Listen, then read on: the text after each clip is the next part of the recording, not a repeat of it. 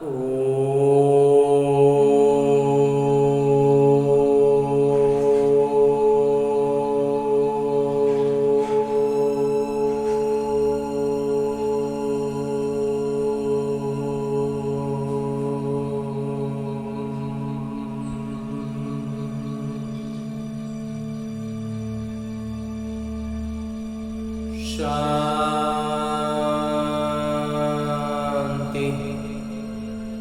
ओम शांति बाबा।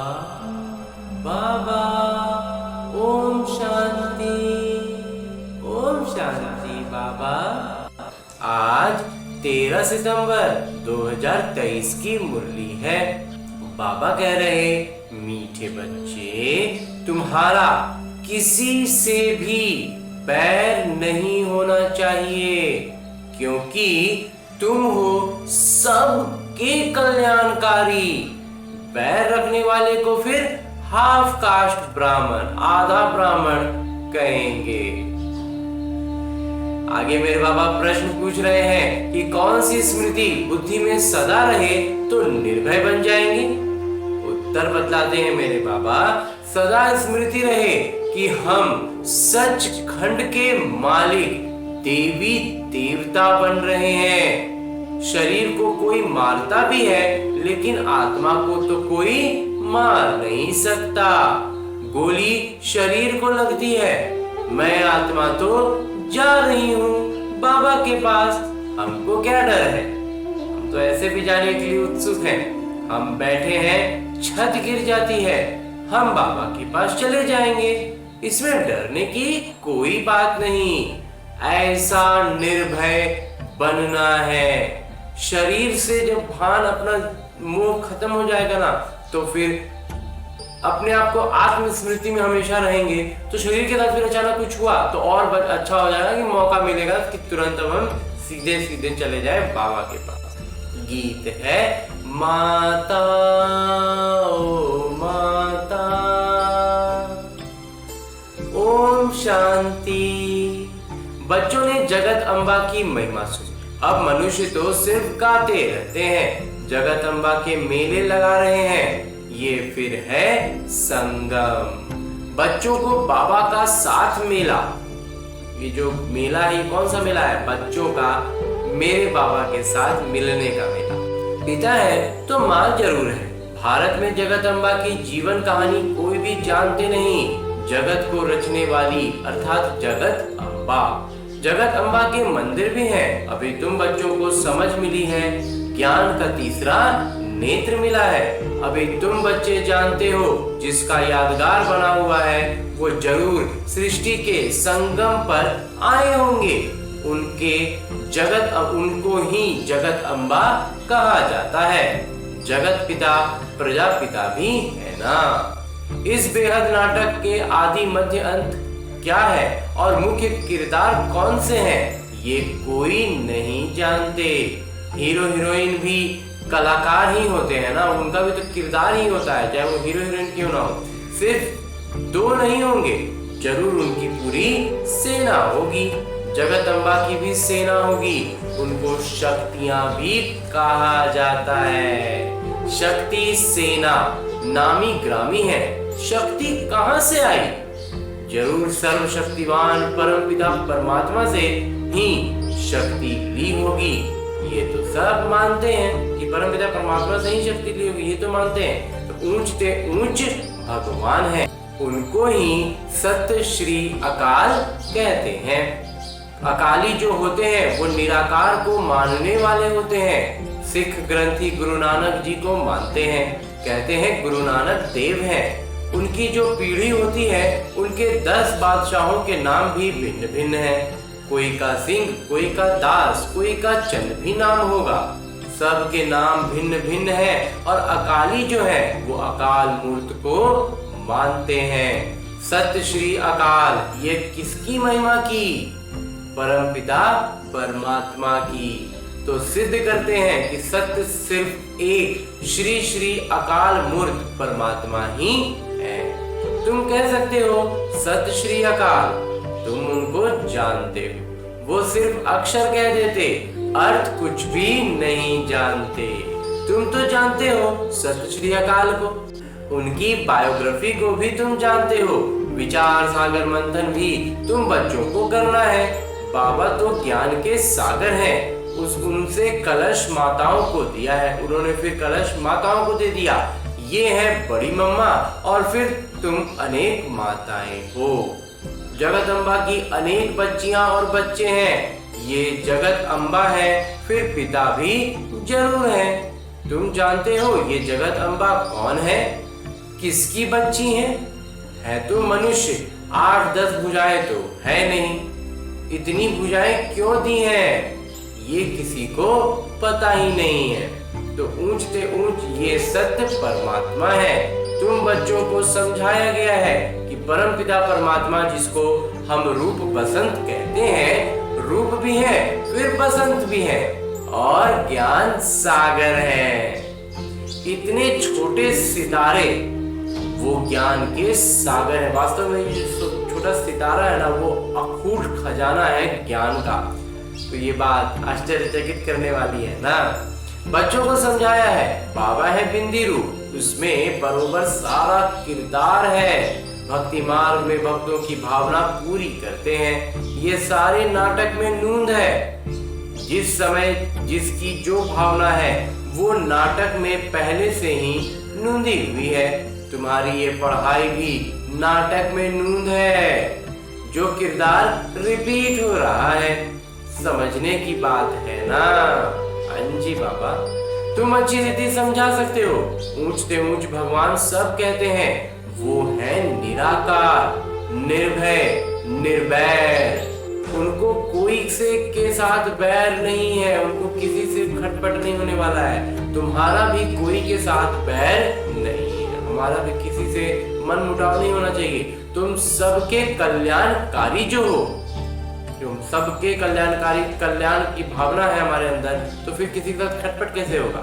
अगर किसी का बैर है तो उनको हाफ कास्ट कहेंगे, फिर उसको आधा ब्राह्मण कहेंगे, आधा शूद्र आधा ब्राह्मण। ये विकारों की खाद कंप्लीट निकल जाएगी। जितने भी विकार है ना वो पूरी तरह से हटने चाहिए, तब सच्चा ब्राह्मण कहेंगे। जब सारा विकार हट जाएगा, एक भी विकार, एक भी दाग धब्बा नहीं बचेगा, तब होंगे सच्चे ब्राह्मण। और ब्राह्मण जो देवता। अभी तो आधा आधा है, कलयुगी तमो प्रधान संस्कार भरे हुए हैं, वो निकलने हैं। अभी बहुत सारा कलयुगी संस्कार भरा हुआ है जिसको निकलना बाकी है। अभी तुमको न देवता न शूद्र, बीच का ब्राह्मण कहेंगे, वो भी संपूर्ण नहीं बने हो। जगत अम्बा को देवता नहीं कहेंगे। जगत अम्बा जब संपूर्ण बन जाती हैं, उसके बाद देवता बनती हैं। अभी तो ब्राह्मण है, ब्रह्मा की बेटी सरस्वती है, परंतु ये कोई नहीं जानते। ब्रह्मा कब आए, जो मुखवंशावली रचना रची, उसको ही शिव शक्ति सेना कहा जाता है। तो तुम जानते हो वो ऊंचते ऊंच पिता, परम पिता परमात्मा परम धाम में रहने वाले हैं। फिर सूक्ष्मतल में ब्रह्मा विष्णु शंकर, प्रवृत्ति मार्ग होने के कारण वो भी युगल दिखाते हैं। विष्णु को पूरा युगल दिखाते हैं। ये सब बुद्धि में रहना चाहिए। मनुष्य कहेंगे हम कलाकार हैं, तो मनुष्यों को नाटक के आदि मध्य अंत का मालूम होना चाहिए ना। अंजी बाबा, ऊंच दे ऊंच भगवान कौन है, ब्रह्मा विष्णु शंकर कौन है, क्या और भी 8-10-100 भुजा वाला भी कोई है? नहीं, ये सब चित्र फालतू हैं। ब्रह्मा की 100 भुजा दिखाते हैं। अब ये तो प्रजापिता है, 100 भुजा की तो कोई बात ही नहीं है। ये सब गलत है। सही वास्तव में क्या है वो भी समझाना चाहिए और खुद समझना भी चाहिए, तब समझाना है। ऊंचते ऊंच भगवान जो परम धाम में रहते हैं, है वो एक सितारे। विष्णु को भी 4 भुजाएं दिखाई हैं, 2 भुजा लक्ष्मी की, 2 भुजा नारायण की। तो जैसे रावण के 10 सर दिखाते हैं, 5 स्त्री के विकार और 5 पुरुष के विकार। तो पहले मुख्य विकार है देह अभिमान, तो उसका जो शरीर है वो क्या है, देह अभिमान। फिर उसके विकार जो है वो 10 सिर हो गए। तो फिर और विकार नंबरवार आते हैं, विकारों में भी क्रमशः होते हैं। कोई ज्यादा बुरा कर्म करवा देता है, कोई उतना बुरा कर्म नहीं करवा। तो सूक्ष्मतनवासी ब्रह्मा तो है अव्यक्त, जो सूक्ष्मतनवासी ब्रह्मा है वो तो अव्यक्त है। तो प्रजापिता ब्रह्मा तो यहाँ चाहिए ना, लेकिन जो प्रजापिता ब्रह्मा है वो तो यहाँ चाहिए, तब तो वो अपनी प्रजा बनाएंगे। ये जब संपूर्ण बन जाते हैं तो सूक्ष्मतन में फरिश्ते बन जाते हैं। तुम भी फरिश्ते बन जाते हो। वहां तुम्हारा शरीर हड्डी मांस का नहीं होता, वहां जो सूक्ष्मतन होता है वहां हड्डी और मांस का शरीर थोड़ी होगा, उनको फरिश्ता कहा जाता है। ब्रह्मा तो प्रजापिता यहाँ है, फिर विष्णु दो रूप से पालना करेंगे, शंकर तो है सूक्ष्मतन में। ये बड़ी समझने की बातें हैं। इतनी दुरादेशी बुद्धि कोई की है ही नहीं। तुम्हारी बुद्धि एकदम मूल वतन सूक्ष्मतन तक चली गई है। सूक्ष्मतन अब रचा हुआ है। ब्रह्मा विष्णु शंकर की भी रचना हुई है, जहां तक आ जा सकते हो। बाबा कहते यहाँ तक आना जाना कर सकते हो। तो ऊंच से ऊंच भगवान, फिर ब्रह्मा विष्णु शंकर, फिर ये मनुष्य सृष्टि में देवी देवताएं, बाकी 8-10 भुजा वाले व चंडिका देवी आदि तो कोई है नहीं। इतने सब चित्र कहां से आए? तुम्हारे पास कोई हथियार थोड़े ही हैं, ये सब हिंसक हथियार बैठ बनाए हैं। देवता तो होते हैं दोहरे अहिंसक, पूरी तरह से अहिंसक, मतलब विचारों से भी किसी का अहित नहीं सोचते हैं, तो और लौकिक रूप से किसी का हिंसा करें, ये तो मतलब असंभव का असंभव है। इसलिए बाबा कहते हैं दोहरे अहिंसक। सूक्ष्मतल में कोई हथियार आदि होते नहीं। चित्रों में कितने हथियार दिए हैं। इसको कहा जाता है गुड़ियों की पूजा। व्यवसाय को कोई जानते नहीं, वास्तव में क्या थे नहीं थे कुछ नहीं जानते, बस बना रहे। बाबा अगर ब्रह्मा द्वारा नई रचना रचते हैं तो खुद बड़ा हो गए ना। तुम हो उनकी संतान, पोत्रे और पोत्रियां। समझने वाले समझते भी हैं, परंतु फिर ये नहीं समझते कि सबकी मौत होनी, इस शरीर का तो विनाश होना ही है। आत्मा में परिवर्तन आ जाएगा, आत्मा में एक भी खाद नहीं बचेगी, तब वो दिव्य शरीर बहुत पवित्र शरीर में आ जाएंगे। लेकिन आत्मा ही पवित्र नहीं कर पाएंगे तो फिर जीवन मुक्ति का आनंद नहीं मिलेगा। अभी भी कितने मरते रहते हैं। अखबारों आदि में कोई दिखलाते थोड़ी ही हैं, नहीं तो नाम बदनाम हो जाए। वास्तविकता में जितनी मौतें होती रहती हैं, हर सब खबर थोड़ी मिलते रहता है। बहुत भूखे भी मरते हैं। एक समय मुश्किल से 2 रोटी मिलती है। तुम बच्चे जान गए हो, सतयुग में लक्ष्मी नारायण का राज्य चलता है, 2 भुजा वाले ही मनुष्य हैं। बाकी सतयुग में कोई 8-10 भुजा वाली देवियां नहीं होती हैं। लक्ष्मी नारायण का जो सूर्यवंशी साम्राज्य चलता है, उसके बाद दूसरे में क्रम में आते हैं राम सीता। वह भी यहाँ राजयोग से ही पद पा रहे हैं, उनको वो पद भी राजयोग से ही मिल रहा अभी का। तो कितनी सहज बात है समझने की। बाबा कहते हैं तुमने बहुत वेद शास्त्र आदि पढ़े हैं, अब तुम मेरे से सुनो और सब बातों को जांच करो, देखो कि मैं तुम्हें सत्य सुनाता हूँ या वो तुम्हें सत्य सुनाते हैं, जो लौकिक दुनिया वाले हैं। लौकिक दुनिया में रावण का राज्य है, रावण हमें कोई बात बताएगा तो कितना सच बताएगा। ये थोड़ा सा हमको उस बात को थोड़ा सा सिर्फ विचार करेंगे ना तो तुरंत समझ में आ जाएगा कि बाबा की बात सत्य होगी कि रावण की बात सत्य होगी। अगर वो सत्य सुनाते हैं तो तुम सत्यनारायण की कथा से सत्यनारायण क्यों नहीं बने हो? अगर वो सत्य कथा वही सुना रहे हैं तो फिर सत्यनारायण की कथा सुनेंगे तो हम भी सत्यनारायण बनेंगे ना। उलझा देता है और हम वहीं पर उलझ जाते हैं। अभी तुम वास्तविकता में सत्य बाबा से सत्य कथा सुन रहे हो।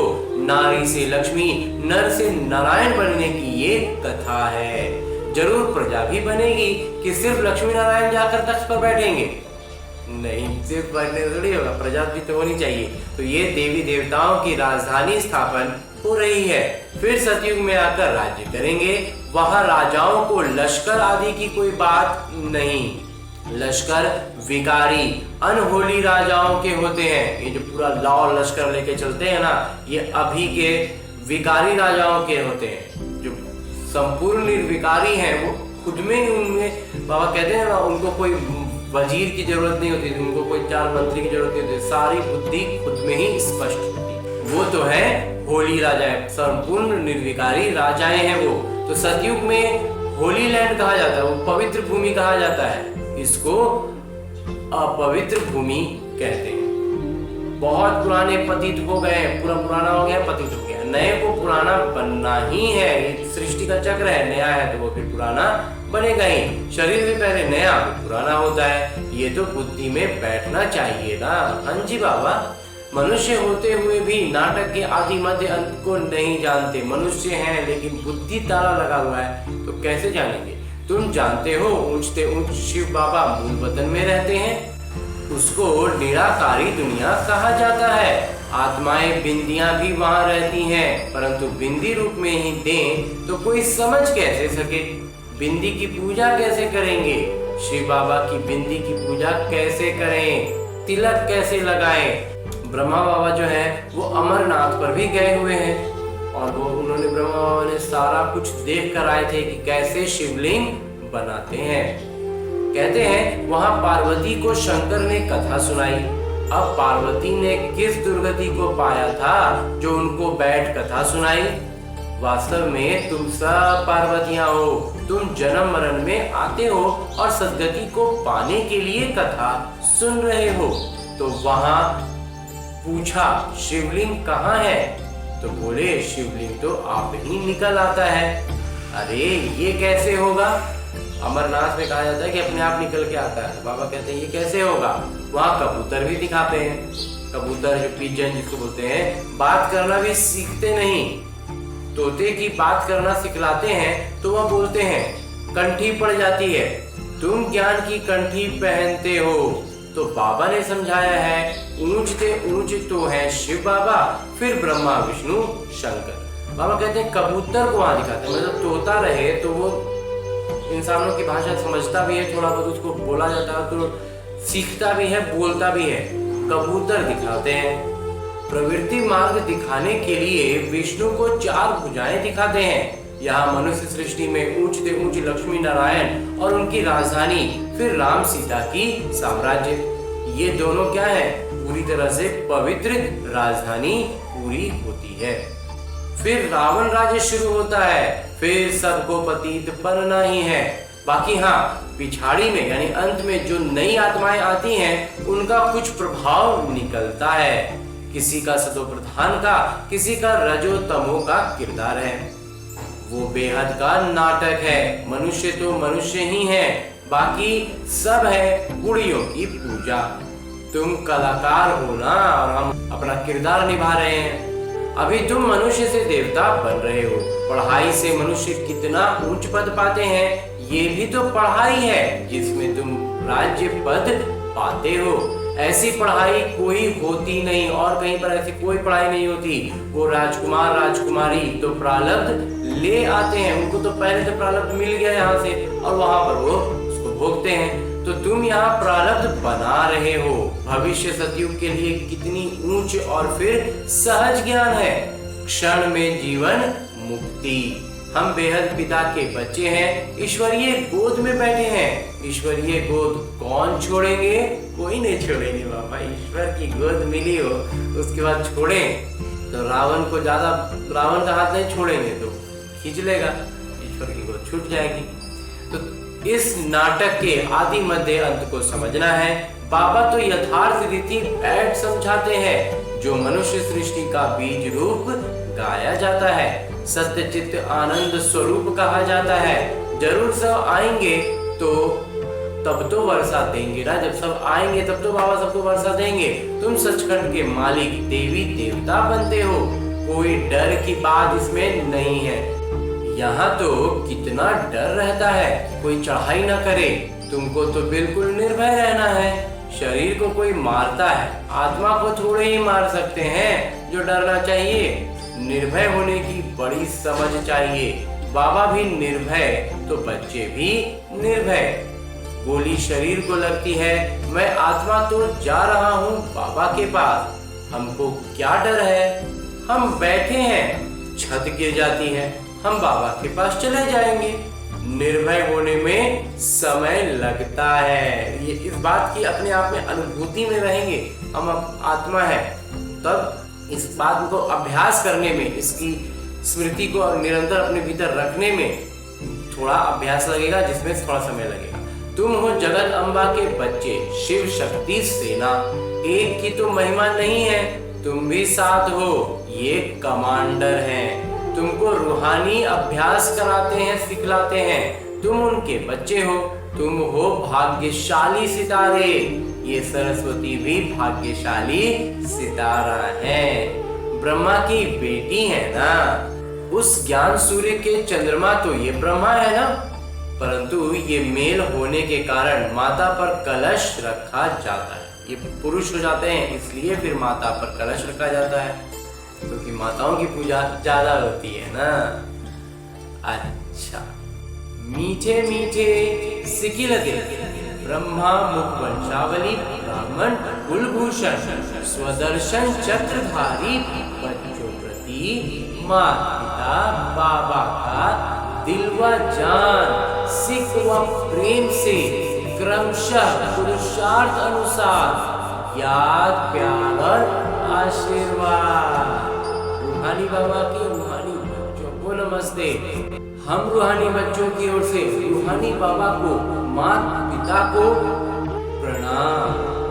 धन्यवाद बाबा, धन्यवाद। दिल व जान, सिख व प्रेम से माता पिता को बहुत बहुत बहुत धन्यवाद बाबा, बहुत धन्यवाद। इस ब्राह्मण जीवन के लिए और इस मुरली के लिए बहुत बहुत बहुत धन्यवाद बाबा, बहुत धन्यवाद।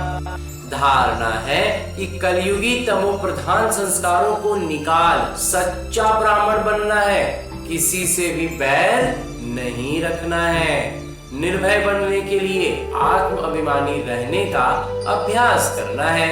हम शिव शक्ति सेना है, हमें तो सचखंड का मालिक बनना है, इसी नशे में रहना है। और आगे मेरे बाबा वरदान दे रहे हैं। वरदान देते हुए मेरे बाबा कहते हैं, कलयुगी वायुमंडल में रहते हुए उसके वाइब्रेशन से सुरक्षित रहने वाले स्वराज्य अधिकारी भव। स्वराज्य अधिकारी उसे कहा जाता है जिसे कोई भी कर्मेंद्रिय अपनी तरफ आकर्षित न करें, सदा एक बाबा की तरफ आकर्षित रहें, किसी भी व्यक्ति व वस्तु की तरफ आकर्षण न जाए। ऐसे राज्य अधिकारी ही तपस्वी हैं, वही हंस बगुले की कलयुगी वायुमंडल में रहते हुए सदा सुरक्षित हैं। जो बुद्धि से पूरी तरह से अपने आप को जागृत रखेंगे ना, तो बाबा ने क्या बताया है कि बुद्धिमानों की बुद्धि ही बाबा है, मतलब वो बाबा के आवरण में आ जाएंगे, परमपिता परमात्मा की गोद में आ जाएंगे। तो बाबा ने आज पूछा था ना कि गोद से किसी को उतरना है, तो हमें तो उतरना नहीं है, तो करना क्या होगा, बुद्धि में सजगता रखनी है, बुद्धि से अपने आप को जागृत रखना है, तो किसी भी वायुमंडल में रहते हुए हम सुरक्षित रह सकते हैं। जरा भी दुनिया के वाइब्रेशन उन्हें आकर्षित नहीं करते। फिर दुनिया में क्या हो रहा है ना, कोई मतलब ही नहीं रह जाता है, सब कंप्लेन समाप्त हो जाता है, कोई भी फिर शिकायत की बात ही नहीं रह जाती है। और अंत में स्लोगन है, मुरली का उपदेश है कि बुरे को अच्छे में बदल देना ही उच्च ब्राह्मणों की श्रेष्ठ शक्ति है। बुरे को अच्छे में बदलना यही तो शक्ति है। अंजी बाबा। और आज की मुरली के बाद मेरे बाबा अव्यक्त इशारे दे रहे हैं कि जैसे स्नेह में सभी पास मार्क्स लाने वाले हो, स्नेह की जब बात होती है तो उसमें सबको बाबा से इतना स्नेह है कि उसमें कोई भी फेल नहीं होते हैं, सब पास तो सब हो जाते हैं। ऐसे अब समाधान स्वरूप की माला तैयार करो। संपूर्ण बनना अर्थात समाधान स्वरूप बनना।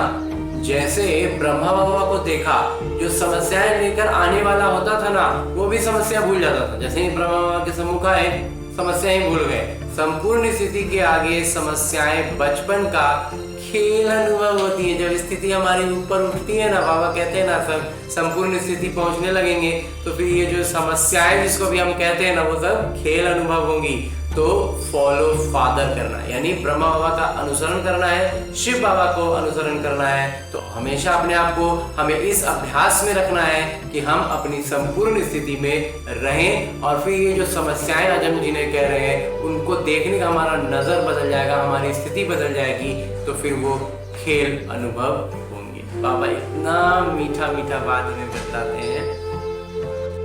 ओम शांति बाबा, ओम शांति।